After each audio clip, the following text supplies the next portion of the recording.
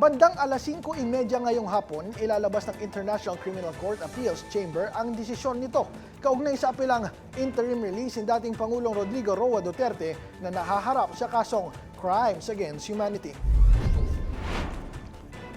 Una nang tinanggihan ng pre-trial chamber ng ICC ang kanyang pansamantalang pagpapalaya upang maiwasang maapektuhan ng investigasyon at mga proseso nito.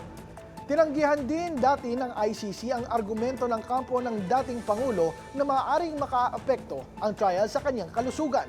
Sagot ng korte, may sapat na serbisyong medikal sa loob ng detention center. Hindi personal na dadalo si Duterte sa nakatakdang pagdinig at ang abogado lamang niya ang haharap sa korte. Ipinakita naman ng legal counsel ng dating Pangulo na si Attorney Nicholas Kaufman ang permadong waiver nito para gamitin ang kanyang karapatang hindi personal na dumalo sa pagbasa ng desisyon sa kanyang apela. Samantala, kumpiyansa naman ang kampo ng mga biktima na muling mababasura ang apela ng dating Pangulo. Ayon kay ICC Assistant to Counsel Attorney Cristina Conti, hindi kasi pumapasa sa pamantayan ng korte ang mga argumento ng depensa para sa hiling na pansamantalang pagpapalaya.